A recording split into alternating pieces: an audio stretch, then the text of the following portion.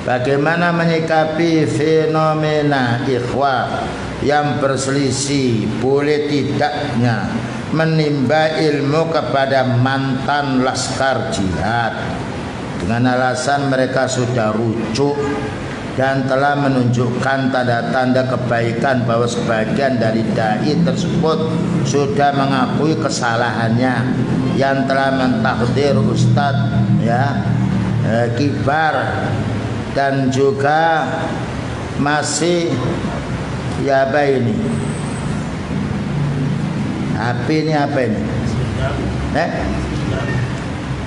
tapi tetap masih bergabung bersama mereka. Orang ikhwan, orang tobat itu namanya tobat itu tidak kembali, dia bergabung dengan orang yang ahli subhat. Tahu dengan tobat. Tobat itu adanya meninggalkannya, tidak mau lagi dan merasa dia menyesal. Jadi kita jangan seperti orang munafik.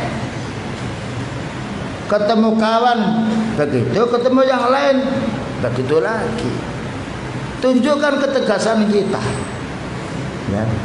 Orang munafik, orang ahli subhat ya, itu bahaya. Fa'arid anhum. Dan itu sudah kita alami sendiri. Ya. Mereka juga saya sudah minta maaf padahal tidak pernah minta maaf. Orang itu ya kan dalam satu hadis al-mar'u ala dini khalili. Orang itu lihat kawan akrabnya. Kalau dia orang yang baik mestinya bergabung dengan orang baik. Ya. Makanya Allah menjelaskan al-khabisatu lil khabisin. Wanita yang jijik itu ya disenangi oleh laki-laki yang jijik. Wal khabisuna lil khabisat. Ya. Maka orang-orang laki-laki yang dia berbuat jahat, dia senangnya dengan wanita yang berbuat jahat. Fattayyibatu littayyibin. Dalam masalah bergaul ini ikhwan bahaya sekali. Para ulama sunnah ketika didatangi orang ahli subhat, ya imam, aqra'u 'alaika hadisan. Saya akan bacakan kamu satu hadis. La, jangan. Wa aqra'u 'alaika ayatan. Saya akan bacakan kepada kamu satu ayat. La, jangan. Antuma takhrujani am ana. Kamu yang keluar dari rumah saya atau saya yang keluar? Subhanallah, orang punya ilmu ya, wah.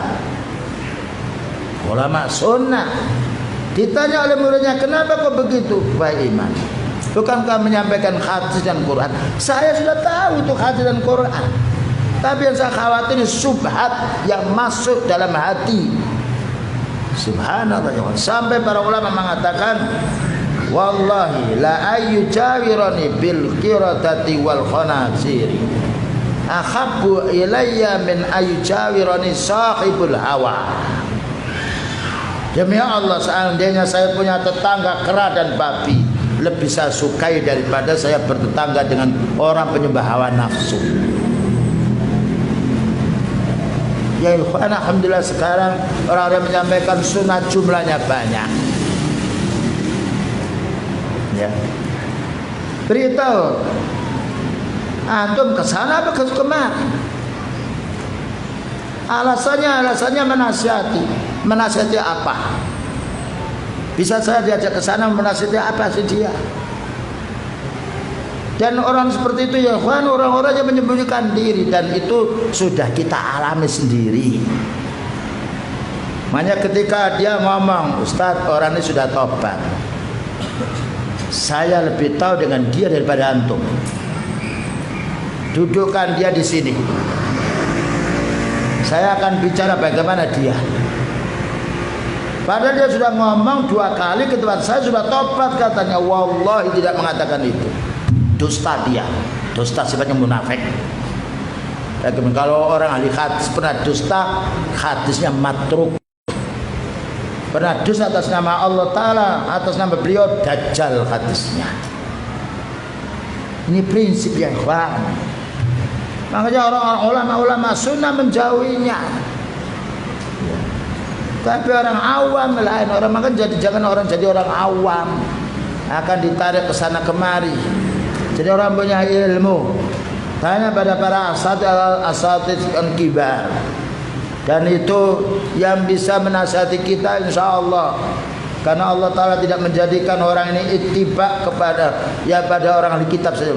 Masih ada la tazalu ta'ifatun min ummati dahirina 'alal haqq. Senantiasa ada sekelompok umat ini membela kebenaran. Kalau lidah-lidah para dai selalu mencaci jauhinya. Ya.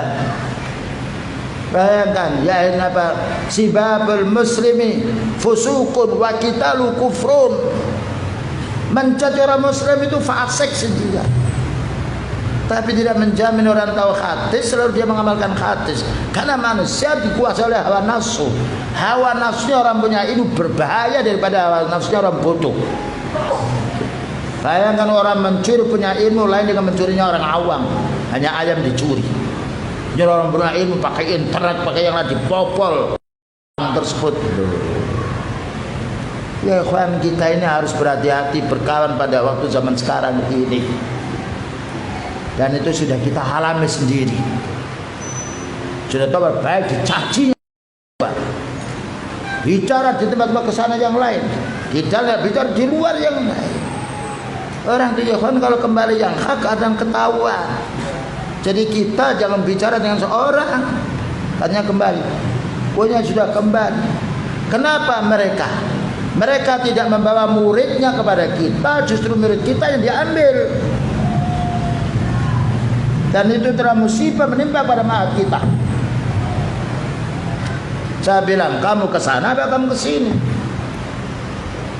Ternyata beberapa saat mereka datang satu orang sembunyi-sembunyi.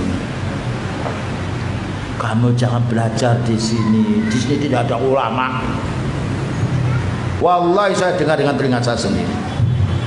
Dan itu santri saya, cuma saya menyebut. Memang di sini tidak ada ulama. Kamu yang jadi ulama ya. Ayo di sini berada.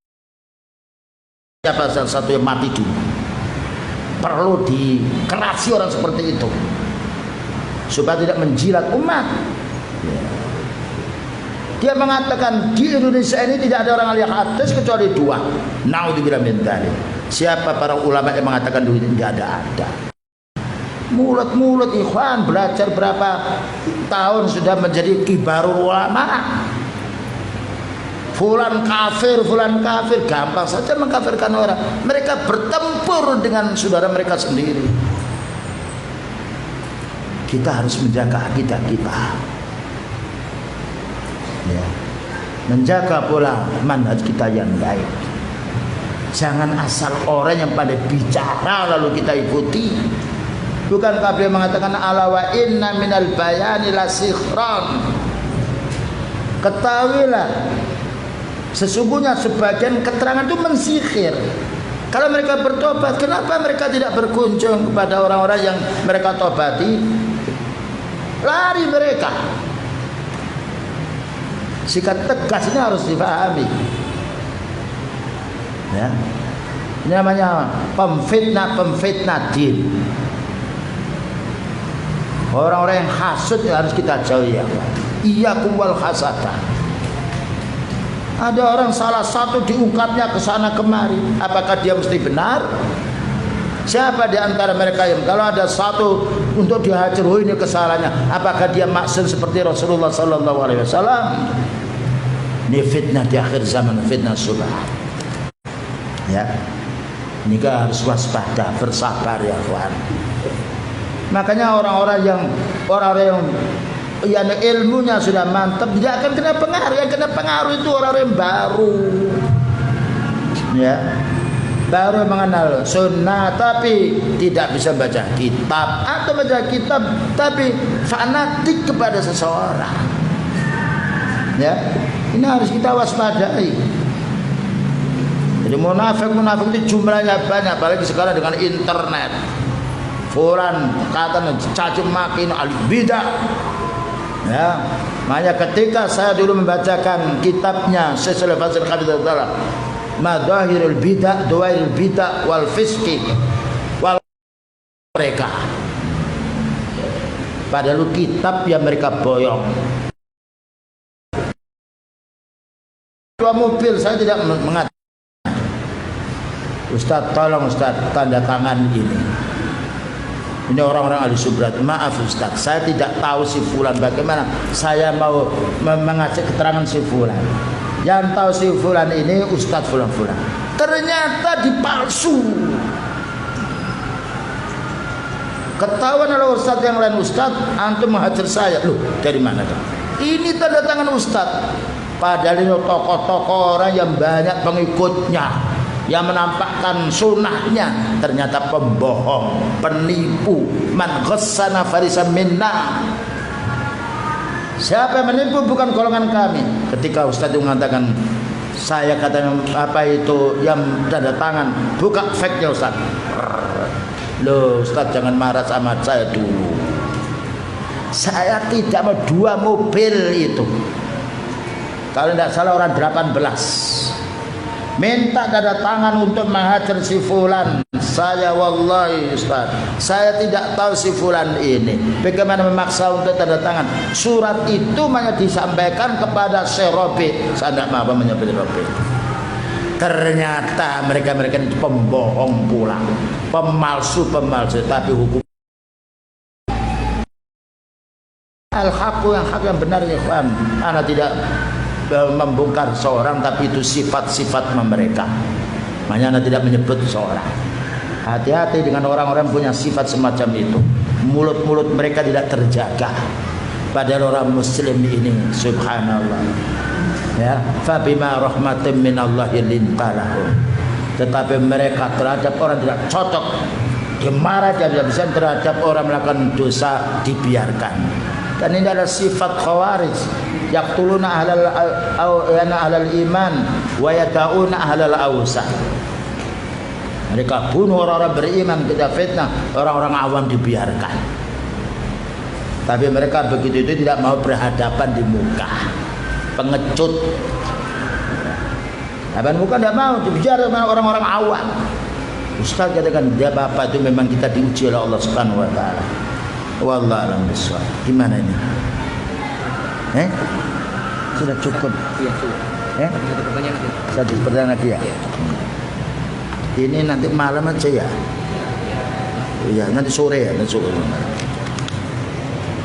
Apabila seseorang mukmin di akhirat nanti, apakah kita bisa bertemu dengan seluruh para nabi dan utusan? Bertemu dengan para nabi nantinya ada. Kan dikumpulkan dengan al-anbiya was-shadiqin wasyuhada wassalihin. Ya, orang beriman dikumpulkan orang beriman. Bahkan di alam mahsyar besok orang itu mencari Nabi Adam dulu, mencari Nabi Nuh, mencari Nabi Ibrahim, mencari Nabi Musa dan Isa. Akhirnya berjumpa dengan beliau. Beliau sujud mohon kepada Allah Ta'ala untuk, yaitu mohon kepada Allah agar segera diselesaikan, dipisahkan dengan faslul qada, dipisahkan mana yang beriman dan dipisahkan mana yang kufur. Wallahu a'lam. Mana yang lebih berat siksaannya di neraka, antara orang kafir atau orang munafik? Orang munafik dengan dasar innal munafiqina fid darkil asfali minan nar. Orang munafik adalah paling bawah di neraka. Abu Thalib paling atas di neraka. Wallahu a'lam bishawab. Sekarang insyaallah sudah mau menjelang sholat yaitu zuhur. Kita persiapan untuk sholat dan insyaallah akan kita lanjutkan setelah sholat asar nanti. Wallahu subhanahu wa ta'ala al-muwaffiqu lis-shawab wa nastaghfirullah wa nasta'inu bi taufiqihi wa sallallahu ala nabiyyina Muhammadin wa ala alihi wa sahbihi wa sallam. Walhamdulillahirabbil alamin. Wassalamualaikum warahmatullahi wabarakatuh.